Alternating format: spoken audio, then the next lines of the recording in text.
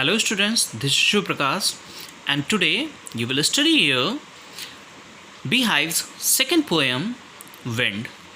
It is composed by Subramania Bharti and later on it is translated from his origin language Tamil by A.K. Ramanujan. First of all, I will tell you about the poet, that is Subramania Bharti. His full name is Chinnaswamy Subramania Bharti and popularly known as Mahakavi Bharti. He was a freedom activist and social reformer of his time. He supposed to be the pioneer of Tamil literature and poems. So now I will tell you about the poem. The poem is about wind. As you know very well that wind surrounds us. It is essential for us, and without wind we cannot think our life. It's not possible to live without wind because it is the medium through which we can inhale and exhale. It is a mixture of gases through mainly the oxygen, nitrogen and oxygen it carries, which is essential for us. So through the wind, the poet wants to convey a message that wind may be disastrous as well as it is pleasant. It may be disastrous. It can bring disaster in our lives. So, wind is personified as disaster.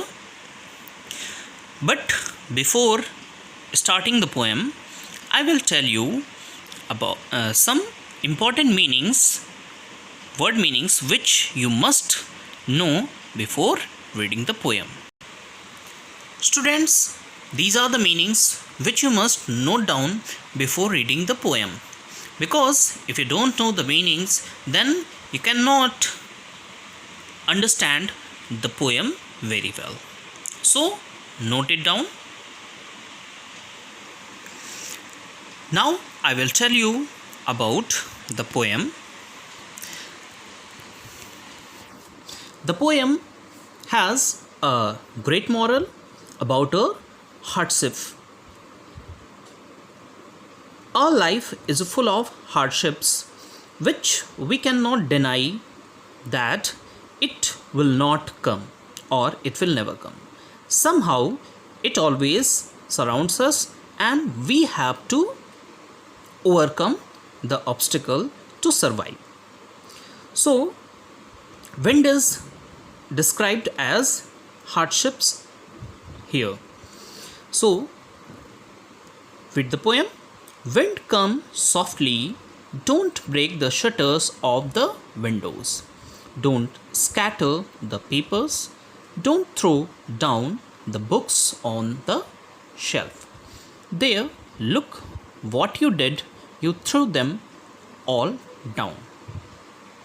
The poet requests the wind to come softly because when it is at a great speed, it breaks the shutter of the windows. The window panes or anything can be broken. If anything that is lightweight is like papers and books, it will be blow away from there or it will fall down. As you can say that there, look what you did, you threw them all down. And the poet complains that the wind has threw all the books down the shelf. He also complains you tore the pages of the books you brought rain again. And it is a natural process that wind brings rain. You are very clever at poking fun of weaklings, frail, crumbling houses, crumbling doors, crumbling rafters, crumbling wood, crumbling bodies, crumbling lives, crumbling hurt. Everything is a falling. Whatever the weak, the poet says that it makes fun of the weak persons. The persons who are weak, it makes fun of them. That you must understand that if we have any kind of hardship, any kind of obstacle, then what happens? If we are weak, then we will be broken down and we will not be able to overcome it. So what it does, it will make fun of us if we are not able to overcome it.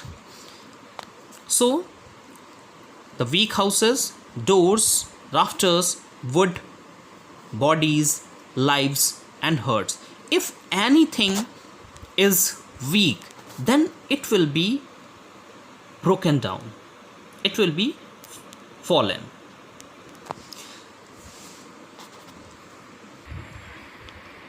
The poet addresses the wind as God and says that it winnows. Winnows means the weak person who are not able to overcome the hardships. The god, the wind god, winnows them, means the god picks them up and crushes them all. The people who are not able to overcome the obstacles, and they are crushed in these hardships. They are crushed at that time only when they face hardships. If you face the hardships with a firm determination, then surely you will overcome and you will not be crushed. The meaning of this line: he won't do what you tell him. So come, let's build strong homes.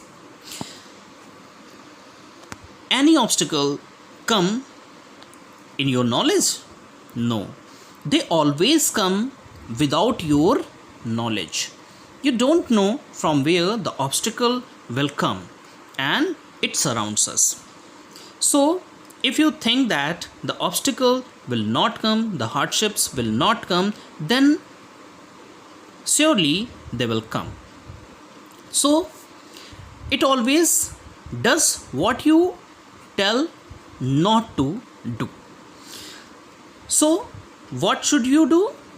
You should build strong homes. Means you must be firm. You must be strong enough to face any obstacle. Let's join the doors firmly. Practice to firm the body. Make the heart steadfast. So the poet requests that you must first of all make your home strong. Join the doors firmly, means strongly, and practice to firm the body. Your body must be resistive, means which can resist the obstacles. So everything must be strong so that it can face anything. Make the heart steadfast, means you must not fear. You must not weak physically, and anyhow you must not be weak. Make the heart steadfast. Do this and the wind will be friends with us. When you will become strong, means you will be able to face any kind of obstacle, then the wind will be your friend. The hardships will be your friend. The wind blows out the weak fires. The people who are weak can never face the obstacles, the hardships, and they are broken down and they are crushed there only. And what happens with the strong persons? He makes strong fires roar and flourish. Means if you have the power to overcome the obstacle, if you have power to face the hardships, then you will be fearless and you will flourish. You will be growing at that time. His friendship is good. We praise him every day. Because if your life is